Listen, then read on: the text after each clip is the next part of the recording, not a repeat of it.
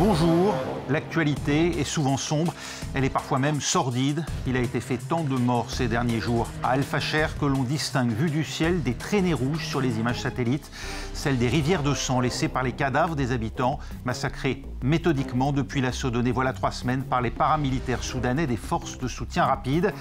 Vous nous direz, Clément Dehaye, anthropologue et chercheur à l'Institut de recherche pour le développement, ce qui fait du Soudan la pire crise humanitaire contemporaine, pour reprendre les termes employés par les Nations Unies. Mais voyons d'abord les images qui nous parviennent d'El Fasher. Attention, certaines d'entre elles peuvent choquer. C'est un reportage de Claire Vérove avec Bénédicte Mingot pour France 2. Assis en rang, ces Soudanais ont été capturés par des combattants paramilitaires. Leur chef, ici armé, prend le temps de s'adresser à eux avant de les abattre l'un après l'autre. À l'université, le sol est jonché de cadavres. Un seul survivant que les paramilitaires vont exécuter. Ces images extrêmement violentes de massacres nous parviennent du Soudan depuis une semaine, depuis que les forces paramilitaires opposées à l'armée gouvernementale sont entrées dans la ville d'El Fasher. Les voici, paradant lourdement armés à dos de chameaux ou en voiture. Ils prennent le contrôle de la ville après 18 mois de siège. Les associations humanitaires appellent à agir en urgence. C'est la plus grande crise humanitaire au monde actuellement. C'est 15 millions de personnes déplacées ou réfugiées. C'est 30 millions de personnes en besoin d'aide humanitaire. Une bataille pour le contrôle du Darfour, dans l'ouest du Soudan. El Fasher était la dernière grande ville de la région, encore contrôlée par l'armée régulière. Aujourd'hui, la population ne sait plus où aller. 65 000 civils auraient fui. 2000 morts en quelques jours selon le gouvernement. Et peut-être plus, beaucoup ne seraient pas parvenus à rejoindre les camps de réfugiés. Ils battaient les hommes. Ils ont pris tout ce qu'on avait. Ils ne nous ont rien laissé. Une fois arrivés ici, on a appris que les filles du groupe avaient été violées. Une situation alarmante dans une indifférence mondiale, dénoncée cette semaine à l'ONU. Quelqu'un ici peut-il affirmer qu'on ne savait pas que ça allait arriver? Nous ne pouvons pas entendre les cris. Mais alors que nous sommes assis ici, l'horreur se poursuit. L'ONU réclame des enquêtes rapides et transparentes et dénonce une terrible escalade du conflit. Ce reportage, Clément Dehaye, il a fait l'ouverture du journal de 20h de France 2. C'était le 2 novembre. Avec la chute d'El Fasher et cette montagne d'atrocités, on ne peut plus ignorer la guerre civile qui se déroule depuis 2 ans maintenant au Soudan. Alors non, on ne peut pas l'ignorer. C'est dommage que l'on ne l'ait pas pris en compte plus tôt, puisque c'est une guerre qui a été un petit peu oubliée internationalement, ou en tout cas essentiellement par les pays occidentaux, puisqu'elle bénéficie d'une couverture assez importante dans la sous-région. Les médias comme Al Jazeera, Al Arabiya, les médias régionaux, notamment dans le monde arabe, couvrent énormément ce conflit. Et d'ailleurs, ces pays sont aussi impliqués dans ce conflit, et de nombreux pays de la sous-région, soit de la Corne de l'Afrique, soit des pays du Golfe, sont impliqués dans ce pays. Mais la couverture internationale, notamment des pays occidentaux, a été attirée vers d'autres théâtres de guerre, comme le conflit à Gaza ou comme le conflit en Ukraine. La difficulté, c'est que ces images, on le voit, elles ont été filmées au téléphone portable par des protagonistes du conflit. Nous, les journalistes, nous n'avons pas accès à ce terrain. Les journalistes ne sont pas les bienvenus et ça pose la question du degré d'information qu'on a pour documenter ces crimes, sinon par celles qui nous parviennent des bourreaux eux-mêmes. Alors, c'est vrai que là, ce sont essentiellement des images des bourreaux, mais ils se filment énormément. Donc on a quand même énormément de preuves des crimes qui sont perpétrés, alors en ce moment à El Fasher, mais depuis le début de la guerre, et qui ne sont pas par des canaux journalistiques. Donc il est évidemment extrêmement difficile de recouper les sources.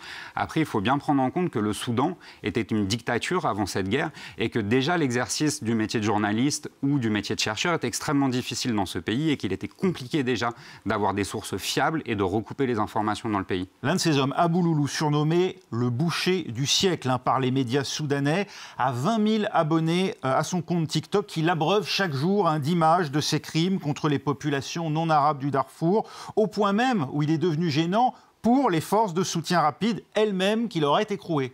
Alors oui, on a eu des images de son arrestation à El Fasher à la suite de ces crimes.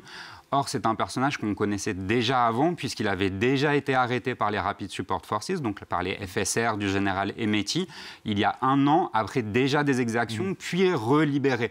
Donc en fait, on a quelque chose qui est utilisé aussi par les FSR qui est l'outil de la peur, qui est l'outil de la propagande par la peur, à la fois pour motiver les troupes, pour donner un sentiment d'impunité aux troupes, mais également pour faire peur aux populations civiles et les faire fuir le plus rapidement possible lorsqu'il y a des offensives. D'ailleurs, ce sont les images photosatellites que j'évoquais tout à l'heure qui permettent d'objectiver ces crimes et qui semblent démontrer d'ailleurs, d'après le laboratoire de l'université américaine de Yale, que les milices tentent d'effacer, d'éliminer les corps, d'effacer les traces de leurs méfaits. Alors, on a eu en effet des images de fosses communes, de charniers qui étaient brûlés, de corps charniers dans des charniers qui ont été brûlés à El Fasher. Il faut aussi savoir que ce n'est pas la première fois et c'est pour ça que tout le monde s'attendait à ces crimes lorsqu'il y a eu la prise d'El Fasher. C'est que les forces de soutien rapide ont déjà commis des crimes de la même ampleur lorsqu'ils ont pris la ville d'El Geneina il y a 2 ans, donc en 2023, au début de la guerre. Et on estime qu'il y a eu plus de 15 000 morts dans la prise de cette ville, avec un ciblage de certaines populations, donc des populations massalites, et notamment de tous les notables et des hommes particulièrement qui avaient de l'influence dans la communauté et qui ont disparu. On a aujourd'hui beaucoup de difficultés à retrouver les corps et donc à documenter avec exactitude les crimes qui ont été commis lors de la prise d'El Geneina. Alors malgré tout, on tente de négocier entre ces forces de soutien rapide du général Mohamed Hamdan Dagalo, surnommé Hemedti, et le président du Conseil de transition, Abdel Fattah al-Burhan. Officiellement, les FSR ont accepté le principe d'une trêve humanitaire proposée par un groupe de pays médiateurs, le Quad, ou Quartet en français. Problème, le gouvernement soudanais n'en veut pas. Où en sont les négociations, Bastien Renouille ? Les discussions sont totalement à l'arrêt et pour cause, l'armée soudanaise ne reconnaît pas l'existence du Quartet comme un organe officiel permettant des négociations. Le Quartet, c'est ce groupement de 4 pays, les États-Unis, l'Égypte, l'Arabie Saoudite et les Émirats Arabes Unis, qui proposaient cette trêve humanitaire. Certains officiels soudanais font mine de se demander comment les Émirats Arabes Unis peuvent proposer une trêve humanitaire alors que ce pays finance et arme les forces de soutien rapide et que sans le soutien émirati, eh bien, les forces de soutien rapide n'auraient pas connu les derniers succès qui sont les leurs, notamment la prise d'El Fasher au nord Darfour. Pour certains, le fait que les forces de soutien rapide aient accepté cette trêve humanitaire est assez ironique même, puisque pendant 1 an et demi, ce sont eux qui ont empêché l'aide humanitaire d'arriver dans El Fasher alors qu'ils assiégeaient la ville. Et puis ce sont également eux qui ont massacré une partie de la population une fois la ville capturée. Alors, s'ils ont accepté cette trêve humanitaire, c'est plus un effort pour leur communication qu'une réelle volonté de protéger les civils soudanais. Clément Deshayes, qu'est-ce qui explique ces soutiens divergents, Égypte, Arabie Saoudite, aux côtés du gouvernement de transition du général al-Burhan, Émirats Arabes Unis, qui eux soutiennent les FSR ? Alors, ce sont des intérêts divergents parce que alors, il faudrait prendre cas par cas. Les Émirats Arabes Unis soutiennent les FSR pour plusieurs raisons. D'abord parce qu'ils se méfient de tout ce qui a trait à l'islam politique. Or, l'armée est héritière du régime antérieur qui était lié à l'islam politique soudanais, et ce qui en fait une divergence d'un point de vue idéologique problématique. Deuxièmement, les Émirats Arabes Unis ont aussi des intérêts économiques au Soudan, notamment au travers du commerce de l'or, du commerce illégal de l'or, mais pas seulement, aussi dans l'investissement pour des terres arables. Et enfin, le troisième point est qu'il y a une relation de loyauté qui s'est créée entre les RSF et les Émirats Arabes Unis, puisque ce sont les RSF qui ont été déployés en soutien des Émirats Arabes Unis et de la coalition du Golfe dans la guerre au Yémen contre les Houthis. Et donc la relation entre les RSF et les Émiratis, elle date aussi de cette période-là, et c'est une relation de confiance qui s'est créée et de loyauté entre les deux, mêlée d'intérêts économiques et idéologiques. De l'autre côté, vous avez d'autres acteurs qui soutiennent l'armée, mais de manière différente. Également pour des questions idéologiques, vous avez l'Iran qui soutient l'armée soudanaise. Pour l'Égypte, c'est un petit peu plus compliqué parce que l'Égypte est plutôt favorable à l'armée, mais se pose des questions quant aux affiliations, notamment liées à l'islam politique soudanais, d'une partie des généraux, et donc soutient, mais ne soutient pas massivement. Donc vous avez un petit peu d'un côté un soutien massif des Émirats Arabes Unis, avec un soutien politique plutôt qui vient du Tchad, du Kenya et de l'Ouganda, et de l'autre, une armée qui est soutenue un peu moins fortement, mais par des acteurs extrêmement puissants, comme la Turquie, comme l'Iran et comme l'Égypte. L'Arabie Saoudite, elle, a été plutôt neutre pendant l'ensemble du conflit et maintenant est en train de se positionner en soutien à l'armée, mais c'est quelque chose d'une évolution qui est assez récente. L'armée soudanaise s'insurge, on vient en tout cas de l'entendre, contre le rôle des Émirats Arabes Unis.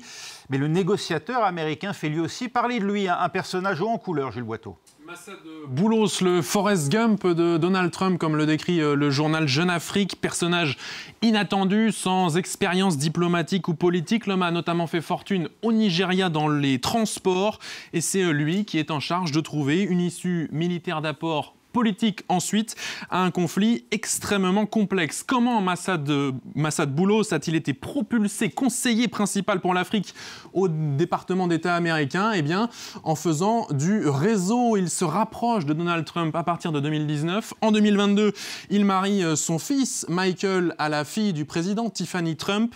Et en 2024, il s'implique personnellement dans la campagne au point d'être remercié par donc cette nomination, car Massad Boulos incarne la diplomatie commerciale très chère au 47e président américain. Moins d'aide et plus de commerce. C'est un deal que l'homme recherche avec à la clé de gros contrats pour les entreprises américaines. Exemple récent dans un autre conflit avec l'accord de paix sous égide américaine entre la RDC et le Rwanda, région là aussi très riche en minerais. Pourtant, au sein de l'administration, on doute de ses capacités. Toujours aucune avancée significative, manque de communication avec les membres du Congrès, pas toujours tenu informé de ses activités. C'est une croisade solitaire pour celui qui ne demande l'avis d'aucun expert. Le temps presse de plus en plus pour Massad Boulos. Clément Déhay, les États-Unis s'impliquent. On vient d'entendre Marco Rubio réclamer la fin des livraisons d'armes au FSR. Alors, les États-Unis s'impliquent depuis le début, avec des pics d'activité plus ou moins importants. Au tout début du conflit, ils ont mené des discussions à Jeddah, en Arabie Saoudite, pour essayer d'arriver à une trêve humanitaire. Puis on a vu un reflux de leur implication les années suivantes. Et de nouveau, ces jours-ci, à nouveau, donc, une implication pour pousser vers un accord. Néanmoins, les États-Unis ont assez peu de prise, finalement, sur le conflit. Le conflit est avant tout un conflit soudanais qui oppose des belligérants soudanais.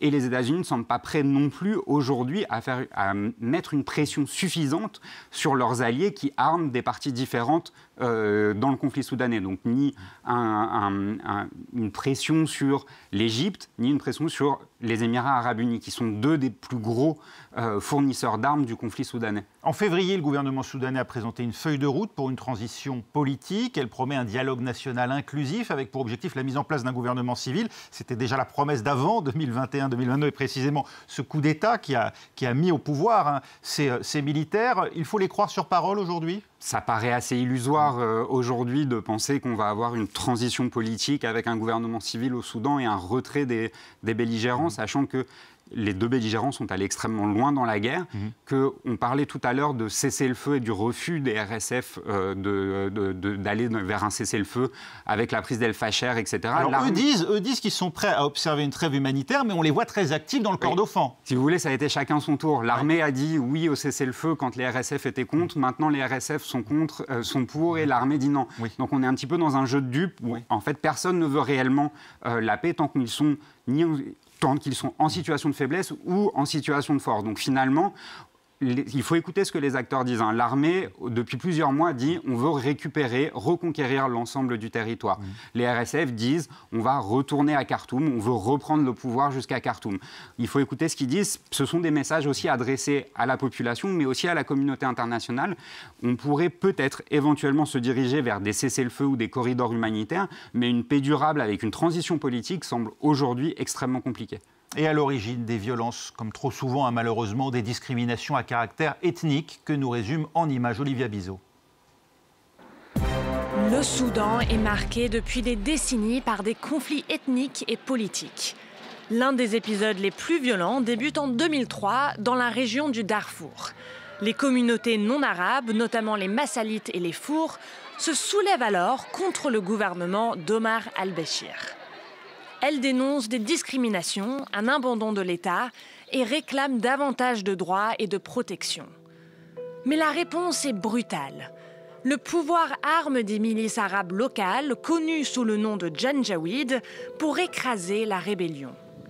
Des villages entiers sont incendiés, des civils sont tués et des millions de personnes prennent la fuite. Les Nations Unies parlent d'épuration ethnique.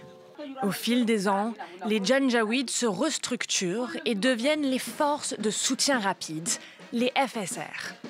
En 2017, ils sont intégrés officiellement comme forces paramilitaires de l'État, devenant de fait une seconde armée. Omar al-Béchir est renversé en 2019 après un vaste mouvement populaire.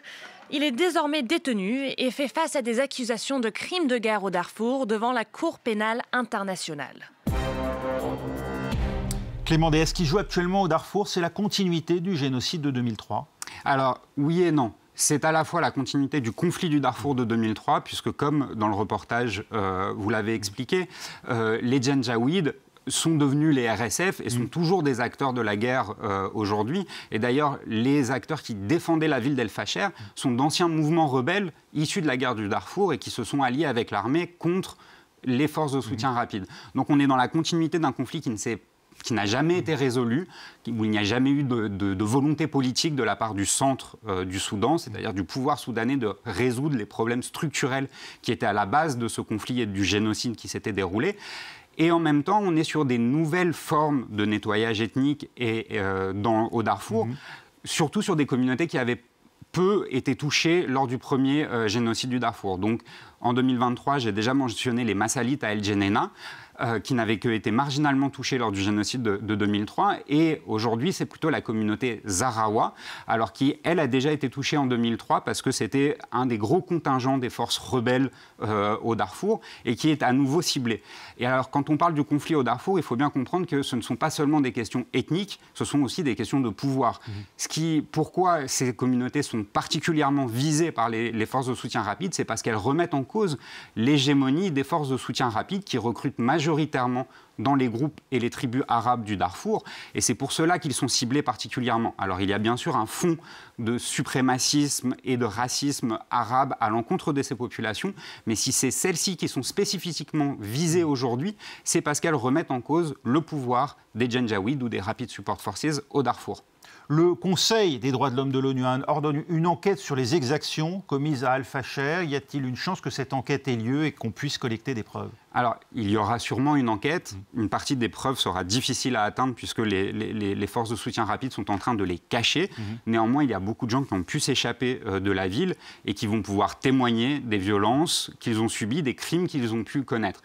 Par contre, on a vu par le passé qu'il y avait déjà eu des enquêtes au Darfour. Omar el-Béchir a été mis en cause par la CPI avec un certain nombre d'autres caciques de l'ancien régime. Il y a des enquêtes en cours également pour les massacres à El Geneina. Le problème, c'est quelle justice ensuite pour les victimes, puisque ces personnes sont restées en dehors des radars de la justice, à la fois internationale, mais également nationale. Et il faudra bien, à un moment, que l'on se pose cette question, qui est la question de la justice, d'une justice transitionnelle pour pouvoir mettre fin au conflit et au cycle de violence dans le pays.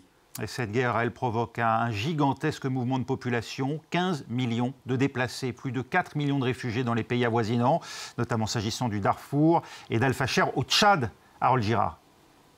Selon les dernières estimations du Haut-Commissariat aux réfugiés, c'est plus de 850 000 Soudanais qui ont trouvé refuge au Tchad depuis l'avènement de la guerre au Soudan en avril 2023. Nous nous sommes rendus depuis le début de l'année plusieurs fois dans l'Est tchadien, dans les multiples camps de réfugiés soudanais sur le territoire tchadien. Et ce que nous avons pu constater, c'est que ce nombre de personnes en constante augmentation qui viennent du Soudan dépassait largement les capacités humanitaires présentes sur place. Un accès à l'aide alimentaire rationnée, un accès à l'eau difficile, mais aussi une offre de soins insuffisante. Les Soudanais qui ont trouvé refuge au Tchad vivent dans des conditions extrêmement sévères. Et à cela s'ajoute un autre problème, puisque la plupart des gens qui arrivent ici n'ont plus de contact avec leur famille et cherchent tous les jours à en avoir un, leur famille restée au Soudan, alors même que encore aujourd'hui, de multiples vidéos d'exécutions sommaires de civils au Soudan commises par les FSR, les rebelles FSR, circulent encore sur les réseaux sociaux.